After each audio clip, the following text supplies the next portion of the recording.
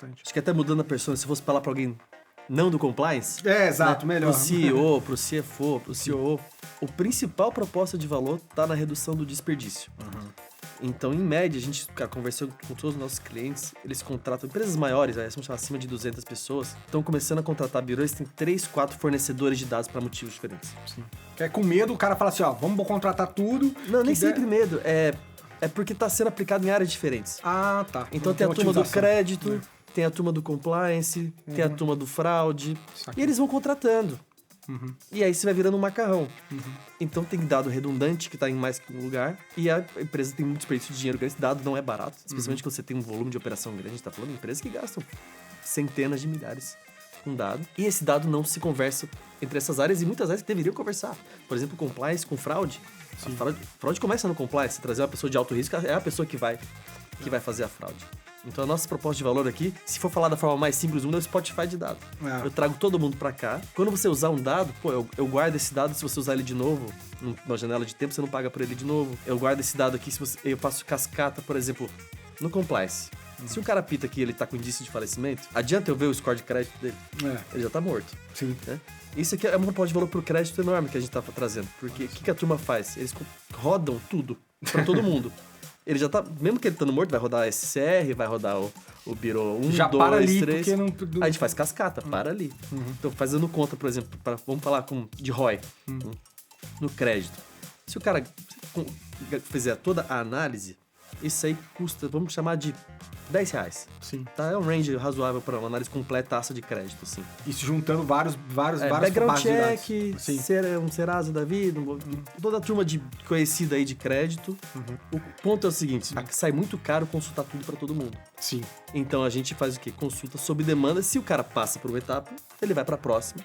Em média, estamos encontrando nos nossos clientes uma redução de custo de análise de crédito em 60%.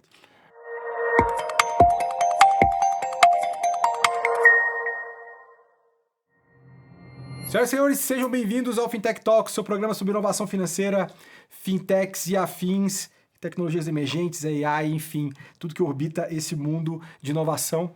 E hoje falar um pouco sobre um tema, um conceito que talvez você não esteja familiarizado, mas que você vai poder aprender bastante a respeito dele aqui no papo de hoje, que é a orquestração de gestão de risco. Para poder falar sobre esse tema, eu estou aqui com o Paulo Orione, que é CMO e cofundador da Avast, uma solução de Risk Intelligence que ajuda times de gestão de risco e compliance a tomar decisões com mais confiança. A trajetória dele começou com a fundação da Decora, que é uma startup de produção de CGI focada no varejo de home improvement que revolucionou o mercado de imagens 3D e que foi adquirido em 2018 por $100 milhões. Estou aqui, Paulo, obrigado, cara, pela participação nesse episódio. Prazer é meu. Cara, para poder falar, a gente já se cruzou em outras ocasiões. Inclusive no programa Next, que o Rodrigo que encabeça tudo isso via Fenasbac, inovação. Esse é fera. Teve por aqui. Também Febrabantec, a gente se cruzou por lá, cara, e assim, eu aprecio muito a história de você pregressa e agora também com o que você está fazendo com a Avast, cara. Parabéns. Obrigado, cara. Mas, Paulo, vamos começar do começo, cara. Eu citei brevemente aqui a questão da Decora, mas conta pra gente como é que foi esse processo, você como founder que teve exit, que, a gente tava falando no off aqui também, foi tudo no bootstrap também, né, cara? Conta aí como é que foi essa jornada aí. Eu imaginava que eram 5 anos, você falou pra mim que eram 8 anos de trajetória. Como é que foi esse processo, cara? Quando eu e o Gustavo, nós estávamos na faculdade, nós não éramos os melhores alunos, para se dizer. Pessoas muito de fazer, né, e não de... Eu gostava, apesar de que eu gosto muito de ler, eu não sou a pessoa mais auditiva do mundo, assim. Sim. Então a aula sempre foi uma coisa difícil para mim, e para ele também era semelhante. A gente buscou agir empreendendo, que a gente estava vendo muita coisa fora. No Brasil ainda era uma coisa... A gente tinha os primeiros heróis ali, né? O Buscapé, tinha uma coisa acontecendo, mas o Brasil ainda não era um ambiente pujante de startup. Mas a gente estava vendo isso fora acontecer, e a gente decidiu fazer literalmente para quebrar. A gente falou, cara, não vai dar certo, a gente é dois moleque que não sabe nada de nada, mas vamos tentar fazer alguma coisa. E quem sabe a gente aprende alguma coisa. E a Decora foi um case que pouca gente sabe que foi tanto tempo. Foi 2010, então, que vocês começaram ali, mais ou menos. Poxa, que legal, cara.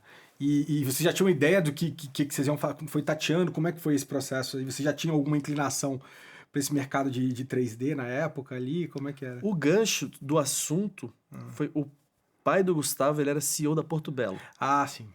Então ele já dá uma ideia de demanda que tinha, mas a primeira ideia era uma ideia muito ruim. Que tem gente agora conseguindo com AI, até mais. Mas a gente vendia projetos de decoração online, era a primeira coisa. Ah, sim.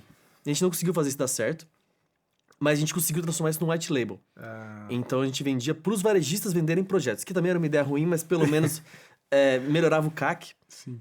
Long story short, porque já falei 1000 vezes dessa história em outros lugares, assim, mas a parte que interessa disso foi que a gente começou a aprender sobre B2B. Ah, legal. A gente começou... Quando a Mobile foi o nosso primeiro grande cliente nisso, eles... a gente vendeu para eles esse conceito da imagem pro produto. A gente meio que teve essa ideia, a gente tá fazendo uma imagem para uma pessoa num projeto. Vai no fim do dia, deliverable, né? Sim. Tô entregando uma imagem para uma pessoa. Não é muito eficiente, né, pro que a gente tá buscando fazer aqui. Mas a gente percebeu que as pessoas elas compravam pra caramba depois nos sites, o que a gente indicava nos projetos. Então, a imagem ela era usada pro produto no fim do dia, não para projeto. E isso foi onde a gente começou a vender contas grandes. Vendeu para Mob, Porto Belo, Home Depot, Target, Wayfair. Crescemos especialmente nos Estados Unidos nesse sentido. Que legal. E aí virou marketplace, na verdade, no final das contas, né? Você tinha todos os artistas que faziam o 3D e depois você encontrava no meio do caminho ali. Perfeito. Eram mais de 2.000 artistas no mundo todo. Eu ouso dizer, não tem esse lugar, uma consulta para isso, Sim. que a gente era a empresa que mais fazia blocos 3D e imagens 3D de render Sim. Em volume. Que demais, Tinha coisa assim, de 30 mil imagens por mês. Assim. Que incrível. Muita coisa. E aí, depois, quanto tempo foi entre o intervalo desse momento desse exit aí em 2018 para você decidir falar, poxa, agora vamos botar de novo aqui o pé nesse mercado e empreender novamente, cara? Foi desafiador pra caramba, porque quando a primeira empresa que nos comprou foi a Creative Drive. A Creative Drive ela era um conjunto de empresas que foram sendo compradas que eram verticais de criação. Então tinha fotografia, vídeo, estúdios enormes em Nova York, tinha pessoal da Austrália, tinha tudo que é coisa para criação de conteúdo, era para ser esse hub de conteúdo, e faltava o braço do 3D. Eles falavam pra gente, cara, a gente não achou uma empresa que escalou 3D, até falar com vocês, então eles quiseram muito comprar. A gente não queria nem vender, porque era uma empresa sempre que foi muito geradora de caixa, tanto que a gente não teve investimento, foi bootstrapped. Sim. E depois, isso foi quando ela comprou. Covid foi ali em 2020. Foi 20, né? 20 e pouquinho, 19, 20, 21 ali, né? 20, março de 20 já começou já. Cara. Pois então, ali no meio do campo, no negócio, assim, era uma briga com essa empresa que nos comprou, porque... Você tava como executivo lá ou não? Eu tava como executivo, porque eu tive que ficar 4 anos. Sim. Então, de 2018 a 22. Né? Durante a Covid... Todo o restante das outras empresas, elas eram empresas de operação física. Estúdios, vídeo. A gente era a única empresa com operação mais virtual. Caramba. Então a gente se tornou a única geradora de receita da empresa, do grupo inteiro mundial. Meu, cara. Que com certeza não era suficiente. Mas a gente estava tirando couro para conseguir assim, ajudar o grupo como um todo, mas era estressante, todo mundo trabalhando de casa. Eu ia sozinho pro escritório. Caraca. E aí isso foi um período bem estressante. Nesse meio tempo, a Accenture aproveitou a promoção, com certeza, porque estava no momento mais duro da empresa e conseguiu comprar o grupo inteiro. Sim. E antecipou a minha saída com esse evento de liquidez. Então eu saí em 2020. Eu poderia ter ficado, escolhi sair. Poderia ter ficado como executivo, que não é meu perfil. Eu preciso eu sou um cara de começo de empresa, depois que ela fica muito grande, para mim perde a graça já. Eu gosto de criar. E depois de 2020, a gente deu um ano ali de hiato, assim, tipo, Covid foi bem difícil para todo mundo, né? Sim. Já foi estressante sem isso, ainda mais com venda de empresa no meio e tal. Então a gente ficou nesse um ano meio... Vamos descansar da cara um do outro agora, que a gente tá quase 10 anos trabalhando junto. E não é nem descansar descansar, inclusive, do período estressante que foi esse momento da história, né, cara? E você sabe, sociedade é um casamento, né? Então você tá resolvendo problema e batendo martelo todo dia junto. Sim. Um aninho assim, a gente se vê tanto assim. Aí depois a gente conversa de novo se a gente ainda quer estar junto. E foi o que aconteceu, né? Um ano e meio depois, a gente já tava de saco cheio de não fazer nada. E de só, né, ser palestra, essas coisas assim, de o que aconteceu, que tava bacana, mas vamos fazer outra coisa? Sim. E a gente... Na Decora eram 5 sócios, a gente trouxe os 3 que eram mais desde o começo, assim, para a operação. Eu, o Gustavo e o Daniel, que é o nosso CTO, o Gustavo é o CEO. Mesma lógica da Decora. Sim. A gente já se dá bem nessa constelação. Sim. Trouxemos 2 executivos da Decora que eram os melhores. A gente deixou eles comprar um pedacinho também. Mas a gente começou... É difícil começar de novo, né? Pô, imagino. Ainda mais depois de uma trajetória como essa que vocês tiveram, de tanto tempo rodando, batendo ali o bumbo nesse mercado. Não, até o trabalhar do zero é a parte mais gostosa. O mais difícil é o quê? Sim. Tá aqui que a gente vai fazer, né? Então, realmente, essa reflexão, como é que foi? Que ano que foi mais ou menos que vocês... Estamos falando de começar isso em 2022. Mas assim, pra juntar, pra pensar o que vai fazer. Isso. Tá. Então, o que a gente fez? A gente tava entediado pra caramba. E era ainda meio pós-Covid. Tava um pouco mais barato as coisas de escritório, assim, porque ninguém tava indo mais direito pra escritório. A gente pegou um escritório totalmente desproporcional, tipo, de 400 metros, para nós 3. Enfim, já tava tudo prontinho, tá? A gente reformou ele, deu um tapa, cara, tava só nesse... A empresa, a gente é confiante, né? A empresa vai crescer, vamos encher de gente esse trem aqui. E não foi tão rápido assim. Então, quando a gente retomou essa conversa de vamos tentar, a gente tentou umas 5 ideias antes da Vaz, no sentido de protótipo, assim. Sim. Então, a gente tinha dinheiro nosso para poder fazer até acertar, a gente começou a brincar de várias coisas. Então, testamos brincadeiras com AI na parte de vendas, testamos escalar coisas para o varejo também, que a gente já conhecia algumas dores, mas tipo, cara, varejo é cansativo, então já vendemos tanto para varejo, vamos vender para outra persona aqui, que a gente já vendeu bastante para essa. E acabou que a gente tem clientes no varejo na Vaz hoje, só. mas outra persona completamente diferente. E quando a ideia que a gente, depois de testar um monte de coisa, a gente falou, a gente não vai acertar a ideia melhor possível tentando achar ela na superfície. A ideia boa não tá na superfície, ela tá abaixo. A Decora foi assim, a gente começou com o projeto de decoração e acabou em outra coisa completamente diferente. Sim. Então, vamos escolher uma coisa, por mais que a gente ache essa coisa nada a ver, e a gente vai resolver esse problema para achar o verdadeiro problema que vai estar depois. E foi o que aconteceu. Que demais, cara. E aí vocês efetivamente marcam aí esse início efetivo da Vaz em 23, então. Né? 23 é o começo do primeiro modelo. Então, a primeira coisa que a gente fez era uma proposta melhor de análise transacional de cripto. Então, estava muito hype do cripto nessa época. Sim. A gente gosta muito do assunto. Então, a gente percebeu que tinha muitas empresas americanas fazendo essa parte de compliance, mais do fraude até, de olhar para a transação. E a gente tinha a tese de que olhar para a transação não basta, porque não diz tanta coisa assim. Só diz coisa óbvia. A transação está indo para uma conta que todo mundo sabe que é bandido. Beleza. Sim. Mas quando a gente está falando de lavagem de dinheiro, tem mais contexto. A gente queria oferecer uma proposta de valor de contexto. Então, pode ser um valor, sei lá, de 10 mil reais, mas de uma pessoa, por exemplo, que tem uma renda estimada de R$1.000, movendo 10, 20 mil em cripto, talvez se torne mais suspeito. Então, essa era a tese que a gente trouxe.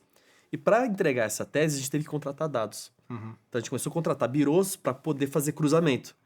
E quando a gente teve que fazer isso, a gente disse, cara, isso aqui tá sendo um saco de fazer.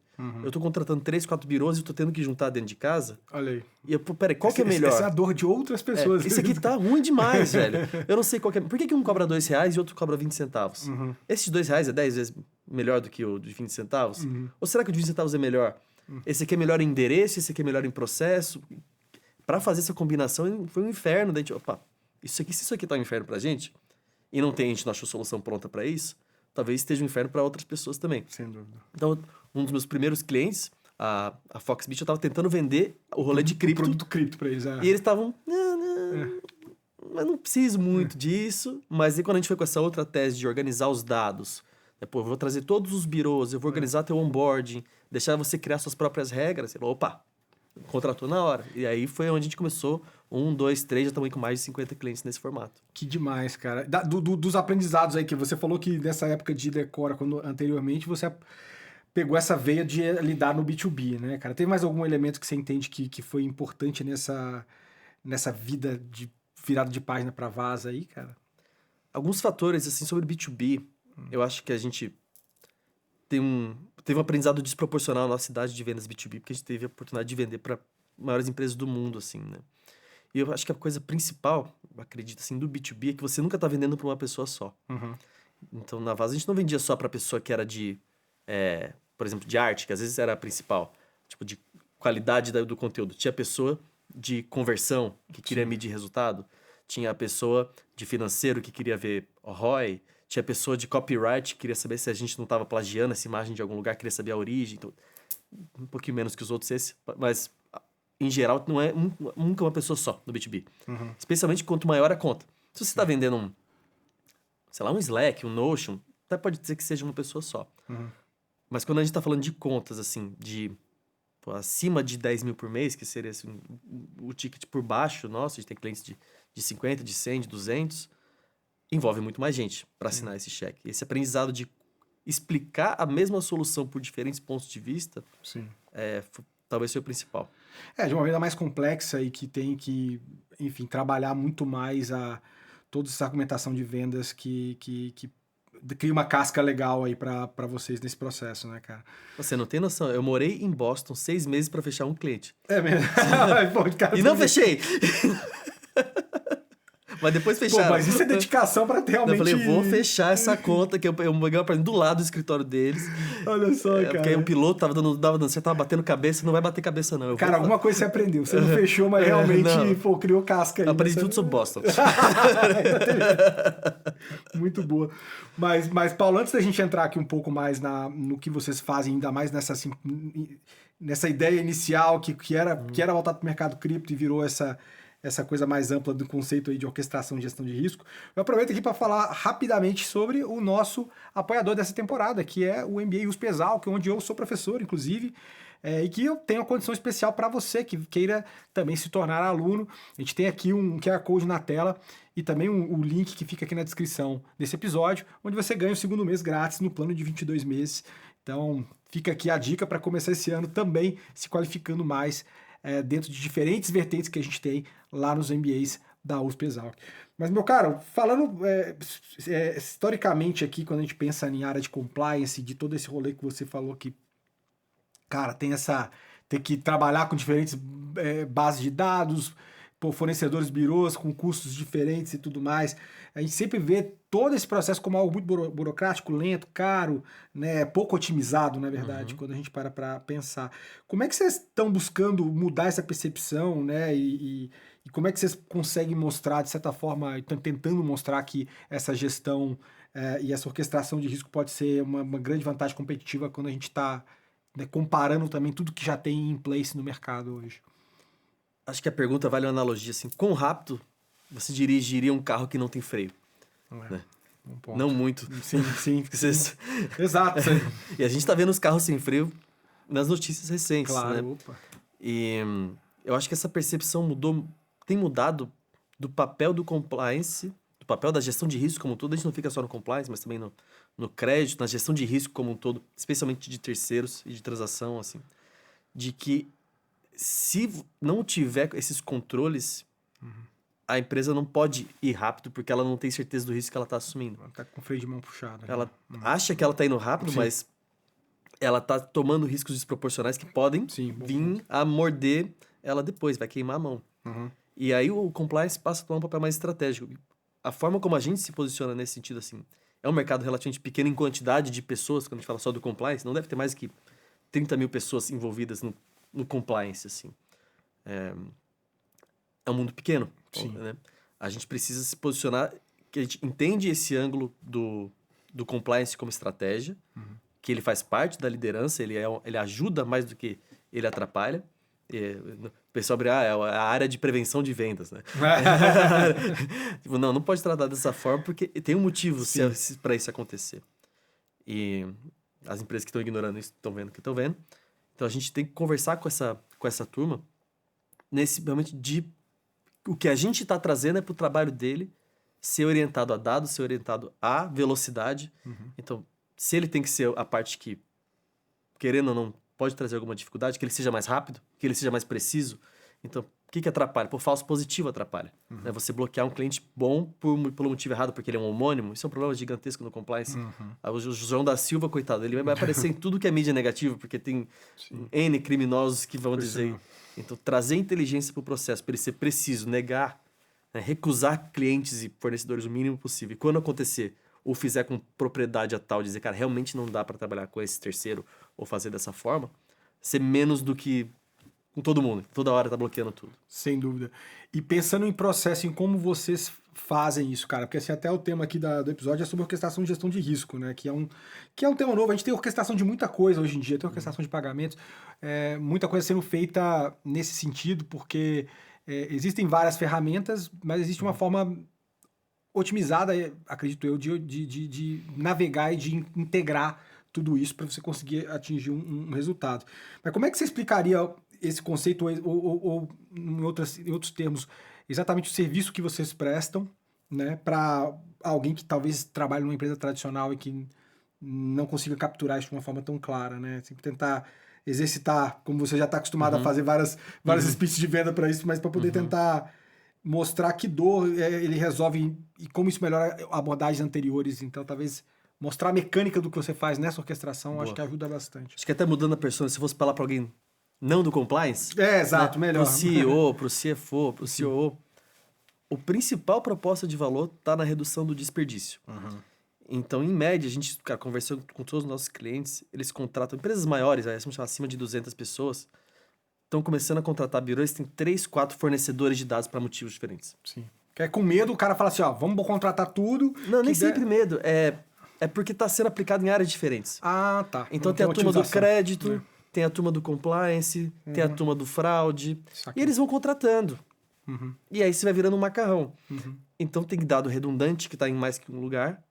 E a empresa tem muito desperdício de dinheiro grande. Esse dado não é barato. Especialmente quando você tem um volume de operação grande. A gente está falando de empresas que gastam centenas de milhares com dado. Sim. E esse dado não se conversa entre essas áreas e muitas áreas que deveriam conversar. Por exemplo, compliance com fraude. A fraude começa no compliance. Você trazer uma pessoa de alto risco é a pessoa que vai fazer a fraude. Então, a nossa proposta de valor aqui, se for falar da forma mais simples do mundo, é o Spotify de dado. Eu trago todo mundo para cá. Quando você usar um dado, eu guardo esse dado. Se você usar ele de novo, numa janela de tempo, você não paga por ele de novo. Eu guardo esse dado aqui. Eu faço cascata, por exemplo, no compliance. Se um cara pita que ele está com indício de falecimento, adianta eu ver o score de crédito dele? Ele já está morto. Sim. Né? Isso aqui é uma proposta de valor por crédito enorme que a gente está trazendo. Porque o que a turma faz? Eles rodam tudo para todo mundo. Ele já tá, mesmo que ele estando morto, vai rodar a SCR, vai rodar o Biro 1, já 2, para ali, 3. Porque não... A gente faz cascata, para ali. Então, fazendo conta, por exemplo, vamos falar de ROI, no crédito. Se o cara fizer toda a análise, isso aí custa, vamos chamar de R$10. Sim. Tá? É um range razoável para uma análise completaça de crédito, assim. Isso juntando vários background check, um Serasa da vida, toda a turma conhecida aí de crédito. O ponto é o seguinte, sai muito caro consultar tudo para todo mundo. Sim. Então, a gente faz o quê? Consulta sob demanda. Se o cara passa por uma etapa, ele vai para a próxima. Em média, estamos encontrando nos nossos clientes uma redução de custo de análise de crédito em 60%. Bastante, cara. Mas, no final das contas, ele ainda precisa estar contratando esses caras. É tudo comigo. Então, essa dinâmica de contratação, como é que ela se dá, cara? Assim, no final das contas... Ao me contratar, o que a gente faz? A gente aprendeu, e a gente tem gente interna testando isso o tempo todo, que birô é bom de quê? Que fornecedor é bom no quê? Tá. Então, a gente roda muito teste para ver a acurácia desses birôs, para saber... esse aqui é legal pra caramba para processo, esse aqui é legal pra caramba para endereço. Então, a gente faz uma curadoria para a sugestão inicial do projeto. Então, geralmente, o cliente chega com uma dor. Preciso fazer análise do meu fornecedor. Então, a gente vai usar AI, até para já puxar esse gancho para o futuro aqui, para puxar o contrato. A gente vai olhar os sócios com esse birô, a gente vai olhar os fornecedores, ou os endereços com esse outro, assim por diante. Esse é um ponto de partida inicial, a gente sugere. E a gente meio que faz um ABC, assim, ó. Você quer o mais premium? O maior valor, melhor qualidade é por aqui. B, meio termo. C, cara, vai ser o mais baixo custo, mas com dado que talvez, assim, a gente não botaria a mão no fogo, deixa você tomar essa decisão como gestor. A partir do tempo que vai passando, vão entrando novos fornecedores de dados, ou o cliente vai sentindo a necessidade de coisas novas, e a gente vai plugando essas coisas in-house. Então, como é que a gente faz? A gente é distribuidor de todos esses parceiros de dados, e assim que ele precisa, não tem burocracia nenhuma, então tirar e colocar. A gente já viu clientes que tiveram que desligaram e ligaram de novo com a gente para ter essa comodidade, porque eu não tenho esse apego de, o contrato é de 12 meses, você não pode tirar, porque para mim é refinaria, é matéria-prima para o resultado final, que é a decisão. E aí essa consulta passa por você que está fazendo todo esse filtro do que faz sentido ou não faz. E aí vocês parece que são mais 40 fontes de dados que você trabalha. Já tá para mais. Esse é meu pitch de vendas, mas com certeza já está desatualizado. A gente tem uma pessoa de parceria só para isso, que fica fazendo a gestão dos parceiros, integrando eles para dentro, padronizando essa torre de Babel, porque quando você contrata vários birôs, vários fornecedores, eles não falam a mesma língua. A forma como eles formatam o dado, a forma como o dado vem. Então a gente bota um transformer, né, nesse dado para que todos eles sejam intercambiáveis. Já teve situação de cliente de falar, tô insatisfeito com o dado A. A gente diz, sem problema, tá aqui 3 opções alternativas. Não para de funcionar nada, o motor segue funcionando. Tenta fazer isso no código. Você trocar o fornecedor, vai vir o dado de outro jeito. Sim. Vai parar a operação. E vocês entram, e aí, para entender até quão fundo vocês entram nisso, assim, tá, beleza. A empresa já tem, às vezes, os processos, as rotinas dela de checagem, de como ela vai trabalhar esse cliente. E aí tem o capacity de vocês. Vocês desenham junto com eles a esteira, vocês redesenham a esteira, vocês tentam otimizar a esteira que o cara já tem. Como é que se dá esse processo aqui? Com o que ele já tem dentro de casa, ou às vezes o que ele acha que está muito bom? E vocês também entram nessa camada? Varia bastante. Varia bastante. Quanto maior a empresa, mais ela já tem regra. Sim, claro. Então ela traz a política dela, geralmente a gente traz uma sugestão ou outra, a gente tem especialistas internos também no compliance, dá para dizer, cara, vocês estão olhando para essa regulação aqui, estão olhando para esse risco, a gente dá um pitaco, mas em geral eles decidem a política como um todo. Sim. O que muda é que como a gente abre novas possibilidades, eles às vezes trazem coisas que eles não tinham planejado ainda, que a gente tem que desenhar com eles. Exemplo prático, assim, nessa parte de cascata vale também para o compliance, isso depende muito da empresa. Tem empresa que quer ter a melhor consulta possível, completíssima. Tá. Então ela não quer economizar, ela quer a ficha inteira. Sim. Então a gente não usa isso, a gente passa a régua, olha tudo e traz um score. Mas ainda continua sendo atrativo estar com vocês. Por causa da flexibilidade. Tá. Passou uma regulação nova, uma nova fraude que está acontecendo, ele pode ajustar isso em tempo real. Tá, putz, isso acontece, cara, vai lá, eles têm um pouco de medo de mexer, Sim. mas acontece bastante regra, coisa besteira, assim. A gente traz muito insight para o cliente para fazer sugestão de mudança. Por exemplo, cliente, a gente está vendo aqui que você está recusando muito onboarding, vou pegar um exemplo hipotético aqui, de pessoas de 18 a 22 anos. Mas a gente percebeu que todos esses que você bloqueia, que vai para a mesa, no caso, depois 95% são aprovadas. Será que a gente não diminui um pouquinho esse score para não ser tanto pesado e tanta coisa para tua mesa, para dar trabalho para tua equipe? Sim. Às vezes eles acatam, às vezes não. Que legal. Então essa flexibilidade é onde é o propósito de valor 2, né? O dado, são 3. Dado, flexibilidade, AI para a parte que é braçal. E aí, olhando para o fluxo de vocês ali dentro, eu sei que vocês também implementam uma estrutura que é toda no-code também e tem agentes de IA para ajudar a fazer todo esse processo.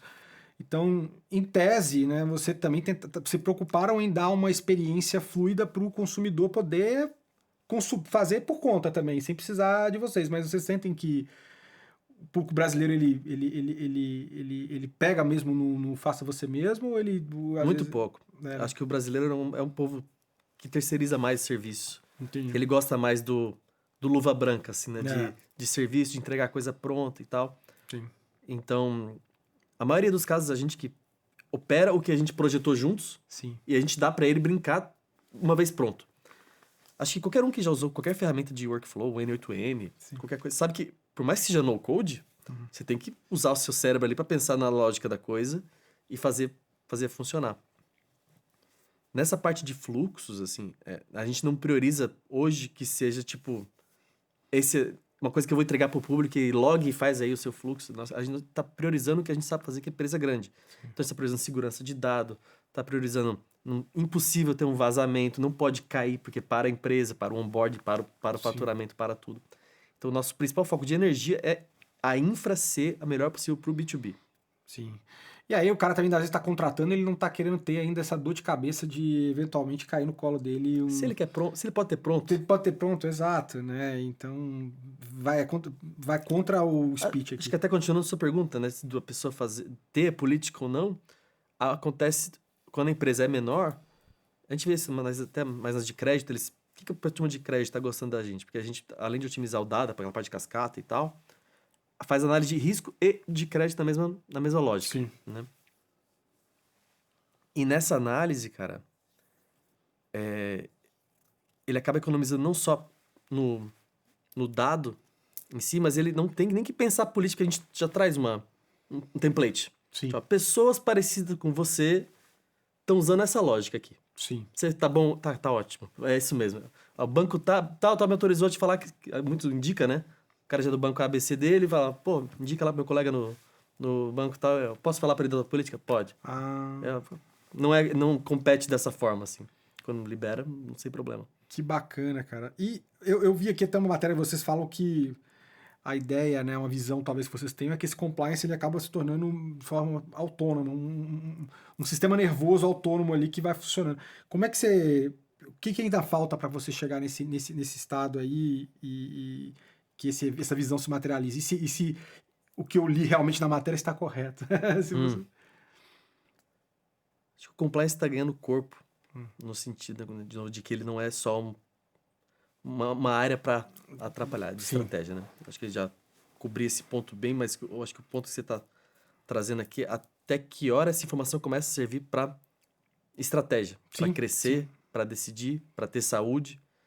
O que falta, assim, por mais que isso esteja cada vez mais reconhecido, o compliance é uma das últimas, você olha para qualquer análise de mercado, não só no Brasil, mas fora, com menos software. Existem software, mas é uma coisa que ainda é muito coxa de retalhos, foi o que a gente buscou resolver. Então, contratava um birô consulta, pega essa informação, joga num Word, aí pega esse Word e deixa numa pasta, depois essa pasta ninguém sabe onde é que estava, ou num Excel, e roda um motor no Excel, cria lá umas lógicas, né? Se for isso, se for aquilo. Sim.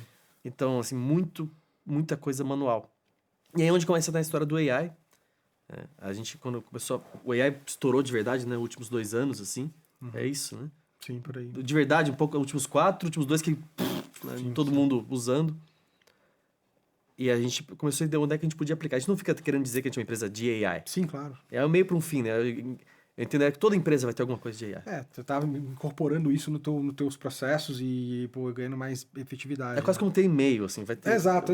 Vai ter AI, alguma coisa para... Vai ter um site. Né? Minha empresa diferencial dela tem um site. É tipo isso que vai ser AI daqui a pouco. Verdade.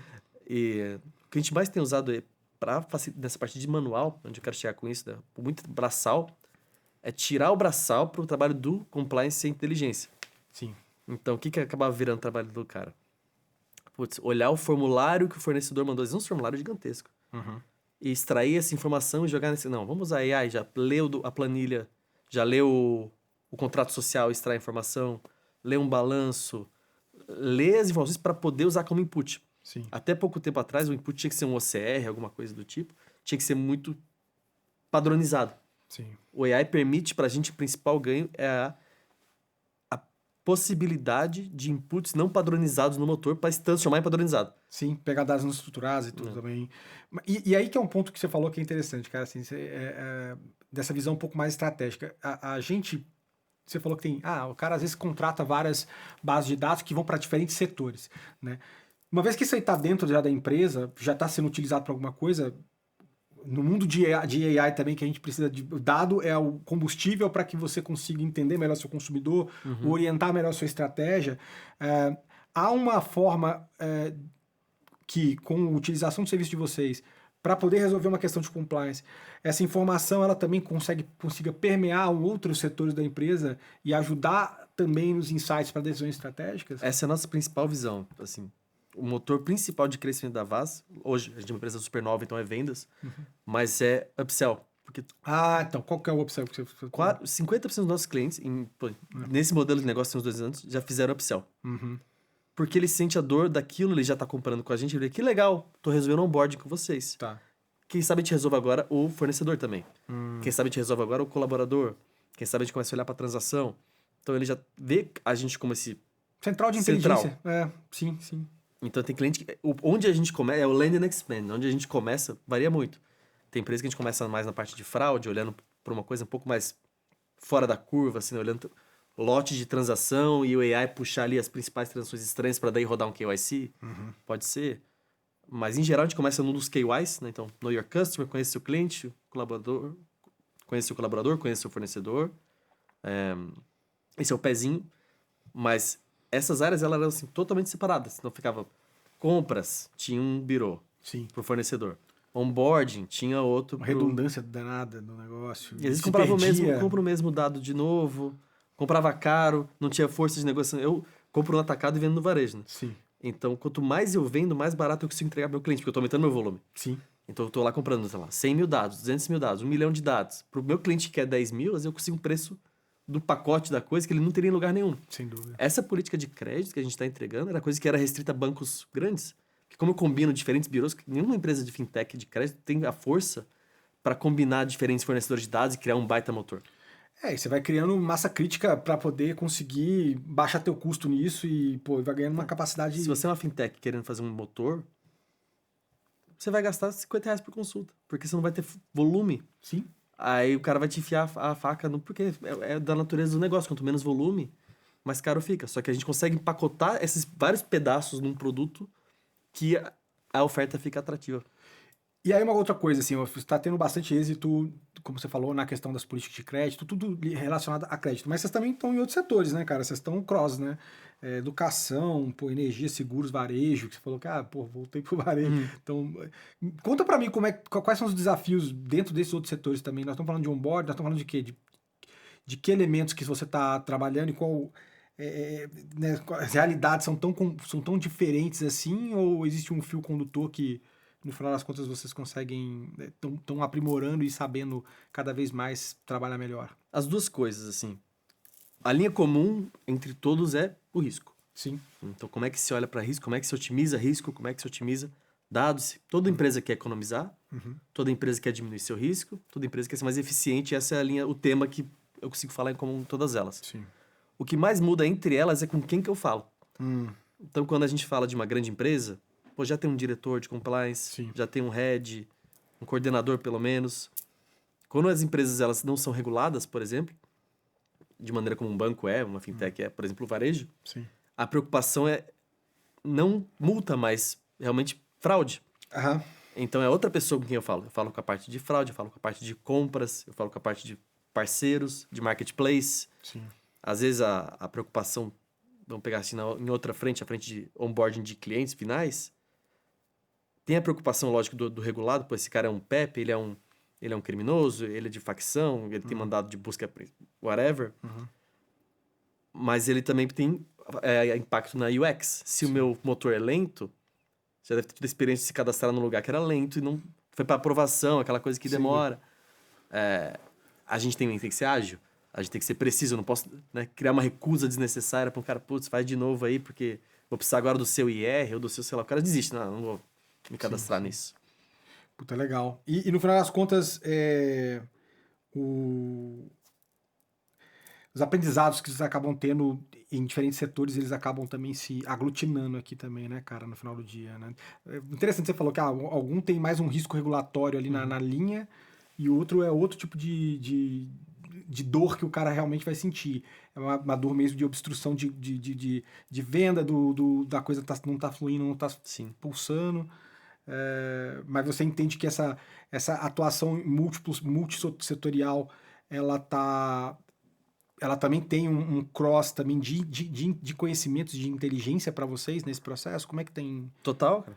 Porque ela força a gente, às vezes, a aprender outros tipos de dado, outros tipos de fornecedor. Sim. Quando a gente está falando, por exemplo, de um público CDE, por exemplo, eu não posso contar muito com dado, porque quase que não tem dado. Essa pessoa não está online nesse sentido, ela não tem cadastro num monte de lugar para esse dado existir, do tanto quanto, vamos dizer, a pessoa da AB a mais consegue ter dado. Sim. Tipo, ela, às vezes ela é uma pessoa informal, a pessoa que mal é mal tem crédito, ela só trabalha com dinheiro, a pessoa que não está no sistema como os outros. Sim.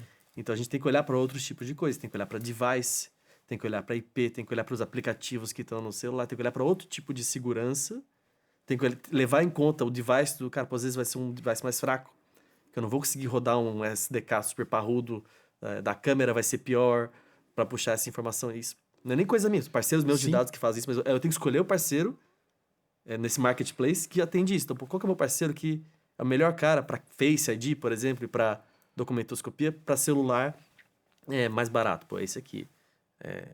Às vezes a margem é o que dói mais, né? Pensando, o compliance não está tão preocupado com custo, ele está preocupado com qualidade. Já o crédito está super preocupado com custo. Se o negócio fica caro, a operação dele inviabiliza. Sim. Então ele precisa...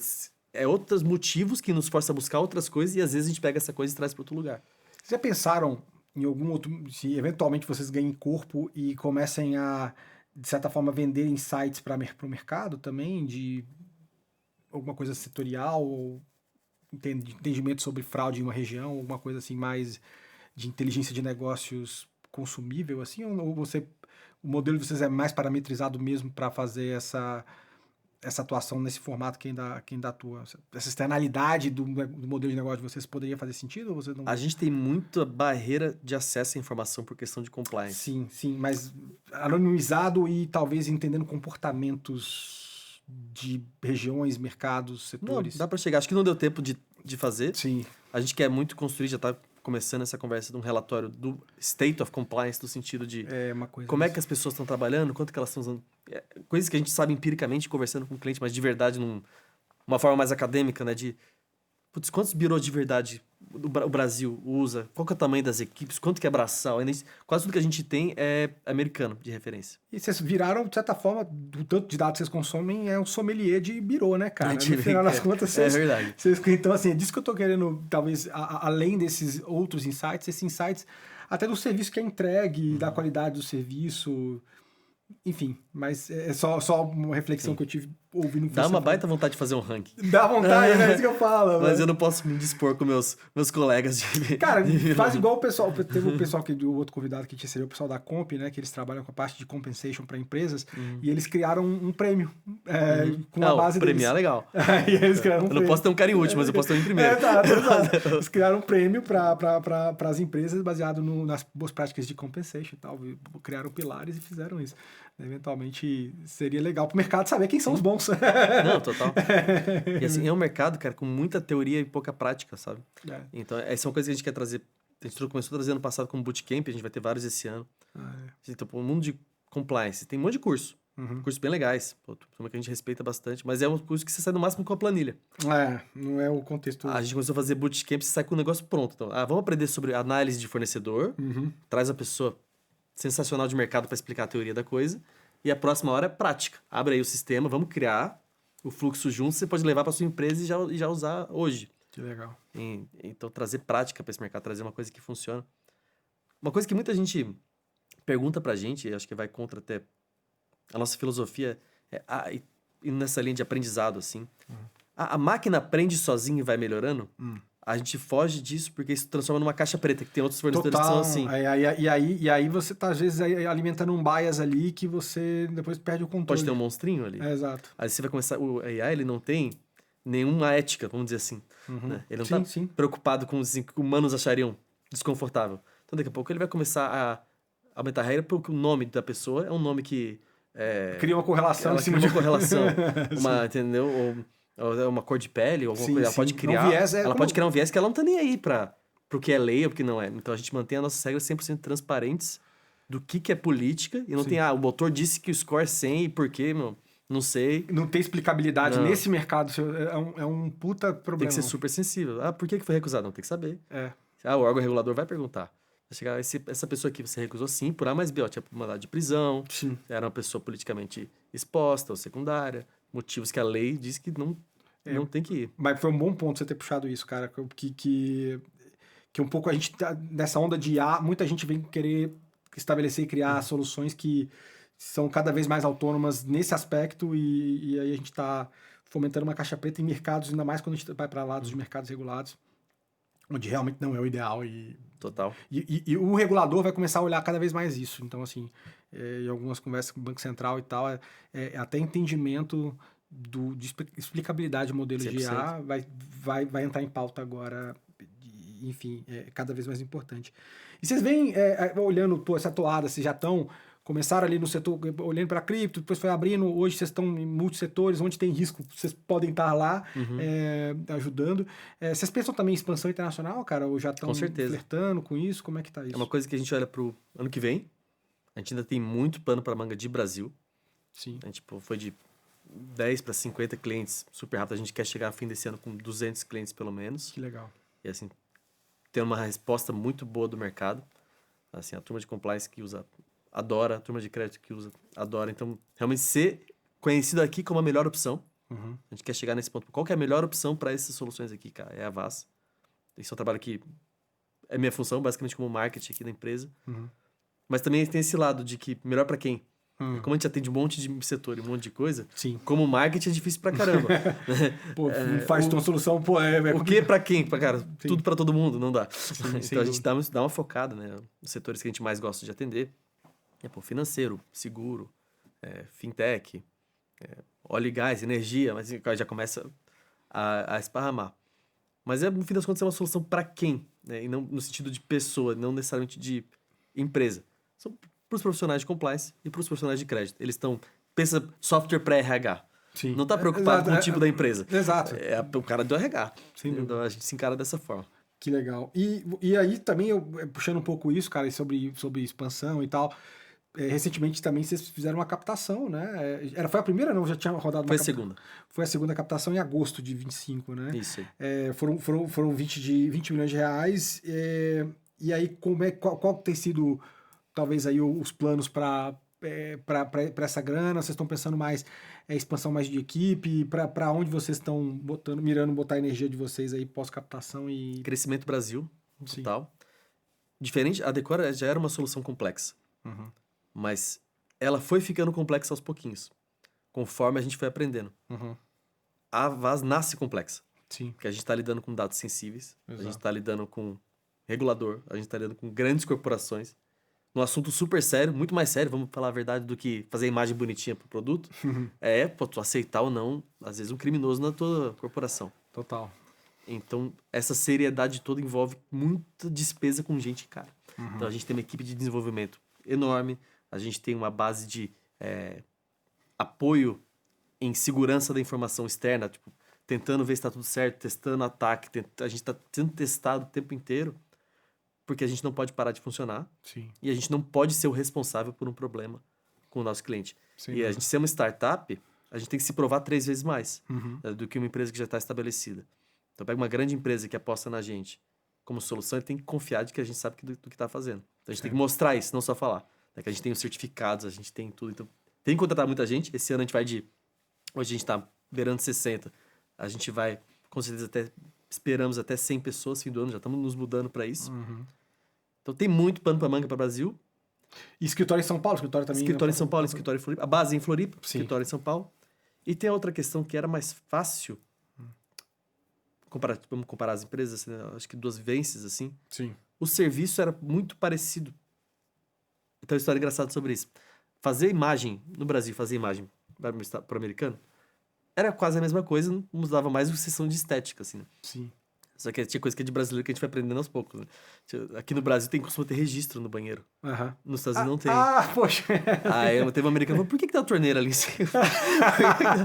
Então, no máximo, teve esses pequenos atritos, assim. Sim. Agora, quando a gente tá falando de regulação, de compliance de crédito, é outro órgão regulador, é outras leis, tem que aprender muita coisa para ir para fora. Eu lembro quando eu li o livro da história, bacana pra caramba, do Netflix, e eles tiveram, ainda quando eles estavam e duraram muito mais tempo do que eu sabia, entregando DVD por correio. DVD, sim. Eu achei que foi uma coisa, não, foi anos fazendo isso. Foram anos, cara. E aí eles estavam estudando ir pro Canadá. Uhum. Aí eles começaram a ver, pô, tem muito mais gente, faz todo sentido. Mas peraí, tem que ter uma operação, tem que ter distribuição, tem que ter o correio. É logística a parada. O correio, não deixa de ser essa mesma decisão, não é só ir pra lá. Tem que entender as leis de lá, tem que conhecer as pessoas de lá. É um mercado de relacionamento igual é aqui. Então vai ter que ter esse atalho pra conhecer as pessoas. Então a gente quer muito, mas vai ser uma coisa que quando a gente fizer, a gente vai fazer grande. Não vai ser como a Decora, bota o pezinho lá, vamos vendo qual é. A gente vai com mais certeza. Tem um nível de sensibilidade aqui é muito mais sensível e crítico para quem está contratando a solução que vocês atuam hoje. Eu tenho que ter uma resposta muito boa para isso. Você é uma empresa americana. Eu vou contratar uma solução brasileira de compliance. Total. Então, esse é um ponto. Geralmente pensaria num israelense. A gente é conhecido por ser o hacker, não o solucionador. Vamos pôr. Você sabe que o site da Home Depot, eu não sei, eu percebo que eu não entro, mas não funcionava no Brasil. Era bloqueado o IP do Brasil. É mesmo? Porque os caras hackeavam tanto. De graça. Por diversão. Russo também, né? Porque o russo, brasileiro, chinês e norte-coreano. Assim, o grupo do apocalipse do hacker. Assim. Eles bloqueavam mesmo, cara. Sim, daí a gente não conseguia trabalhar. Porque eu precisava acessar as informações deles para poder fazer as coisas. Então a gente teve que fazer túnel ali pra conseguir acessar direto no servidor, assim. VPN não tava tão Não, tão VPN fácil. não. A segurança, pensa na turma de segurança da Home Depot. Pô, bloqueava o Brasil assim, ó, total. Era fogo, velho. Que dureza, cara. Mas, pô, é interessante. Vai ser bacana acompanhar esses próximos capítulos aí da história de vocês. Mas eu acho que é um puta paradigma legal pra se quebrar, cara, em relação a gente ser o vendedor e um player de excelência em áreas como gestão de risco, orquestração de risco, como é o caso do que vocês fazem, enfim, qualquer coisa relacionada a compliance. Total. Então, acho que é uma bandeira legal da gente fincar. A gente já viu outras empresas brasileiras fincando bandeiras ali, como é o caso do Pipefy, outros caras, mas vai ser Brex. legal. Brex, pô. Não nem pra dizer que é brasileira, é de brasileiros. É de brasileiros. Mas ainda assim conseguiram isso. Mas montando tudo. Porque eu acho que, enfim, é diferente porque a empresa sua vai estar baseada aqui, ainda é baseada aqui. Mas eu vou ter que ir forte. Então, Se eu chegar lá, não, eu tenho um. Pensa lá, cheguei no banco. Não, minha empresa fica num incubador aqui nos Estados Unidos. Não dá. Total. Vou ter que ir com força, eu vou ter que ir com equipe, com Percepção, percepção de valor muito grande, porque senão não vai ter como. Tem que trabalhar tudo isso. Maurício, a gente tá chegando perto do fim aqui, cara. Acho que foi um papo bem esclarecedor e muito legal ver o que vocês estão tentando. Não, já estão tentando, não, estão conseguindo fazer. Mas quando a gente pensa nesses próximos passos, a história fica ainda mais interessante de acompanhar.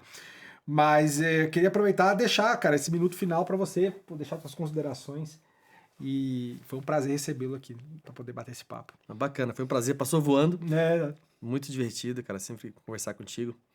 E as considerações finais, assim, o mercado brasileiro de risco é enorme. Uhum. O Brasil é um país arriscado, por N motivos. Sim. Não sei qual foi a pesquisa, mas um terço da população vive de alguma forma sob controle de facção. Então não é uma análise de risco, o assunto ele é sério porque ele atinge muita gente mesmo.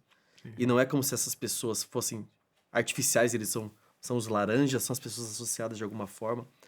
Então a análise de risco ela está se tornando protagonista. Uhum. E a VAS quer realmente ser a empresa parceira dessas empresas para identificar risco, para precisão, para dados. E se realmente referência no assunto, se é a escolha óbvia quando o assunto for gestão de risco, seja no compliance ou no crédito.